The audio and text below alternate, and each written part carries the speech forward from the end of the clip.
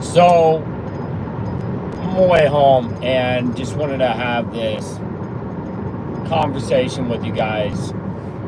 Basically, I came to this understanding, this revelation today. So, as some of you guys may know, I came from a very challenging childhood, right? And I grew up, and once I became teenager, adult, young adult, I realized there was something wrong with my mom. There was something wrong with her. And it wasn't up until today that I kind of figured it out. And like before, I would just tell people, yeah, my mom's kind of crazy. You heard those terms, you know, that oh, she's got a couple marbles loose. She's a few French fries short of a Happy Meal, or she's just crazy. That's a very general term to use. You know, it's a very generalized term to use when you're dealing with somebody. So I was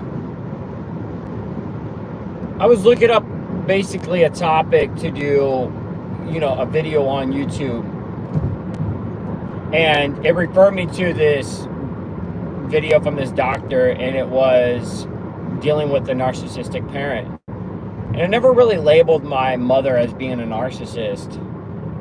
And I understand narcissism really, really well. I was in a relationship with a covert narcissist for 3 years, and all the way up to the point where I'm in cardiac arrest from the relationship. So what ended up happening was I was listening to this doctor, and she was telling me that there is if you have a narcissistic parent, there's three things that they deal with their kids. One is the golden child. That's basically their kid they put their kids up, that child up on a pedestal, and that kid is into sports or something that really attracts that narcissistic parent to them. They just idolize that child. Then there's the scapegoat, and then there's this isolation or lonely. Basically they ignore that child. They're non-existent in their world. Whatever the child does, usually the child ends up growing up, and they're doing so many things to get the parents' approval, to get the parents' attention, and it never succeeds. And then sometimes they'll turn to doing bad things. They'll end up turning into doing, hey, what's up, Vade? How you guys doing? Yo, Jaden. Sometimes it turns into, I'm talking about growing up with a narcissistic parent. And a lot of times kids will develop and become narcissists themselves. So I grew up with a narcissistic mother, and it was unbeknownst to me. I had no idea until actually today when I figured this out.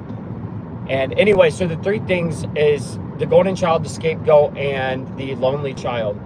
So the scapegoat is basically where your parent will blame you for everything. It's your fault. You're the reason why this family is doing so poorly. You're the reason why we're struggling. You're the reason why we don't have any money. That's the scapegoat. Usually what's happening is the parent is shedding their guilt and their insecurities onto that child, which is horrible, right? And then the other one is of course the little lonely child. They just neglect them, non-existent, irrelevant. And what happens is that child grows up, and they're trying to do everything they can for the parents' approval, for their parents' attention. And green screen.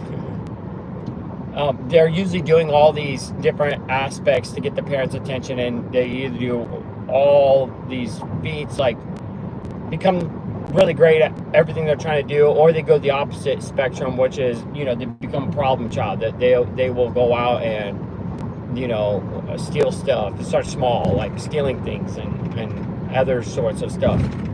So what I realized I grew up with was I grew up with the narcissistic mom. She would tell me all the time, you're not going to grow up and become anybody. You're not going to do anything with your life. Anytime I stepped outside what she wanted me to do. What she wanted me to grow up and become was this pastor. I'm saying this woman had me believing that I had to, basically pray 3 times a day. I had to fast once a month. I mean, she had me doing fast as a 6-year-old boy. Like, I'm saying fast, like not eating hardly anything for 3 days. And today's society, that's really bad. Like, that's abuse, right? But she was on this very, righteous, God-fearing spectrum. And I'm not here to diminish anybody's spiritual walk or anything else like that, but there is a level to it. If you are one of those people who are a religious fanatic, that's fine. Then be a religious fanatic, but don't force your beliefs and your views. I'm doing good, Jaden. I'm doing great. Don't force your personal walk, your personal journey, your personal spirituality sides onto everybody else, and force your kids to go through that. Force your kids to see and believe the things that you see and you believe. Let them figure those things out on their own. Guide them, nurture them, but don't force them. And that's what I grew up with. It messed me up out of a possible baseball career, a football career. I'm saying I was riding my bike to school in the summertime. I live 6 miles away from my school in the country, and I grew up in a trailer park. And what ended up happening was, I would ride my bike 6 miles to go do football camp, and then 6 miles back home at the end of football camp. At the end of the day, exhausted. Made the football team. Was really putting myself out there, and then nope, it conflicted with church. If there was a game that happened on a church night practice that happened on a Wednesday night, it's not good. It's the devil. He's just trying to distract you from worshiping God and serving God. And that for me was a no-go. Anyways, fast forward. I grew up. As I'm growing up, I entered a teenage, and I stopped being so scared of my mom. So that's when the rebellious side came in. The rebellious aspects came in. And, anything I ever did that was outside, that she considered a mistake, it was the worst mistake in the entire history of the world. Like, there was nothing I could do to please her. There's nothing I could do to get her to love me the way I was seeking that love from her. Anything I did, if I pulled a prank on one of my brothers or one of my sisters, if I went out and we just did normal kid stuff, it was absolutely the worst. It was, you're a sinner, you're gonna go to hell, you're a devil worshiper, you're possessed. I mean, you name it. I experienced all that growing up. I finally got to a point where I went on this journey, and I really went into, it was after I got back from Iraq, and I was struggling with like PTSD and the different components that you're exposed to going to war at a young age. I was 18 years old, 19 years old, fighting for this country, and went through some really, traumatic experiences that as a soldier you just kind of push down. You're like, no, I'm infantry, I'm a grunt, I'm a bullet catcher, I'm the front lines. Like, there's no signs for weakness. You can't be weak when you're dealing with that. And what ended up happening was, when I got back stateside, I realized like there were some things I needed to work through. So I went through counseling, and what I did with that was I figured out myself, and I got on that personal journey, and I figured out that through that help, through the counseling, that they were educating me. And we didn't go back and just deal with childhood issues. We went back and dealt with everything from the war stuff all the way down to the childhood issues. And that's where everything was resonating from. That's where everything was starting and stemming from, like having PTSD from my childhood. So I ended up taking those things and really going into it and saying, hey,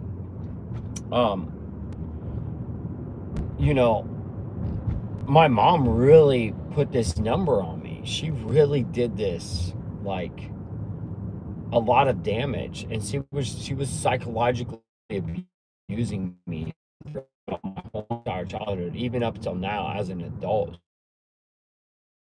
And I was like, what in the world? How do I deal with this? Well, again, it wasn't until today. So I figured out that, she was using me as a scapegoat. She was using me as a child to basically push all of her guilt and her blame and all those other things onto me where she made mistakes. A narcissistic person will never want to take accountability, never want to take responsibility for the things they do. So what they do is they blame others. It's your fault. You're the reason why. There's no way I could have done it. Or no, it wasn't like that. They gaslight you. I mean, you name it, it happened. So it wasn't until I really took that deep dive and understood it I end up addressing those things with my own mother. Like, look, you were basically this narcissistic person. Only reason why I grew up and didn't end up becoming a narcissistic person was because of the things that I went through with war, and then going, getting help, and getting counseling, getting therapy, and I'm a firm advocate for that. And I end up understanding that the if you're struggling with things, like, you're going to become just like your parents in some way, shape, or form, unless you go get educated, unless you go take parenting classes, unless you go to counseling, and you really help that inner child that's inside of you heal. And so I went on this long 7-year journey and figured that out, and became a good parent, became a good father, became a good person. Not a perfect person, but became a good person. And I ended up taking that testimony and sitting there, like, when I came across this today, and said, you know what? Growing up with a narcissistic mother was so damaging, because it inflicted these wounds of, like, insecurities, anxiety, feeling unworthy of love. And that poured into every single relationship I got to, whether it was friendships, whether it was romantic relationships, it didn't matter. Like, I poured those wounds inside of those relationships. And being with different people, I've heard that same thing. Oh, we'll never be good enough. Well, I didn't understand it until now, that there was some truth to that. Maybe that's how they felt. Maybe that's how I made them feel, because I was a narcissistic person in that relationship. I made them feel like it was their fault. I don't do that anymore today, because I'm aware of it and I understand. So now the level of maturity, the level of education, the level of understanding is also there. So that's applicable now in the relationship, in any relationship I get into. Don't be narcissistic with it. Think about others first. And so I ended up taking that and understanding it, like, the scapegoat and a parent who deals with that. You have to, first of all, once you understand it, you're not going to be able to force them to take accountability. You're not going to force them to take responsibility for the damage they've done to you. Trust me, I'm in my 30s and I'm still, like, on the bit at my mom, like, not trying to make her and force her, but just, like, let her know, like, look, what you did was not right. I'm not looking for an apology. I'm not looking for you to take accountability. I'm just letting you know I know. And if you really want to become a better person, what you will do is you'll go get help. You will go seek help and go to counseling. But, that I don't believe that will ever happen. So when you're dealing with a narcissistic parent, you're going to love that parent and you're always going to want that relationship, but you're never going to have that relationship. So what you have to do is you have to draw boundaries with them. You have to limit your exposure to them. You have to limit your time to them and love them from a distance. Because if you try to get in there until they actually seek and they want to get that help and they go to get that help, then what you're going to deal with is this constant cycle of heartbreak, disappointment, frustration, even resentment if you allow it. And that's what ends up happening when you're dealing with a narcissistic parent.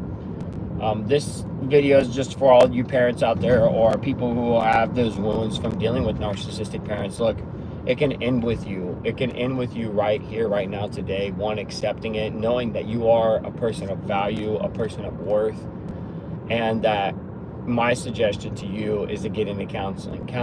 Going to counseling, going to therapy, it doesn't make you weak.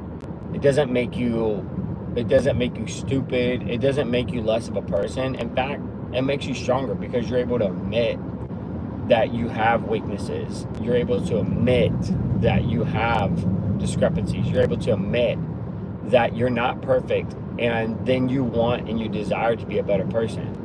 So that's what happens when you're dealing with those different components. I encourage you guys. I still go to counseling at least once a month here, out here. Sometimes, most of the time, I'm just shooting the breeze with my counselor, just talking about life, things I'm going through. They give good advice. And then when I am going through those very challenging times, whether it's an emotional, physical, psychological, spiritual challenge that I'm going through, I'm able to seek guidance, and utilize those resources to help me become a better person each and every day. Highly encourage that with you guys. Appreciate you guys joining this live stream. If you can, give me a like, subscribe to the channel. I'm building this channel. I'm still working on the book. I'm on chapter 9 for the duty of dad. I appreciate all you guys' love and support. Thank you for checking this out. Share this channel with somebody who can use some inspiration and some guide. And much love to you guys. Appreciate you. Danny, I'm out.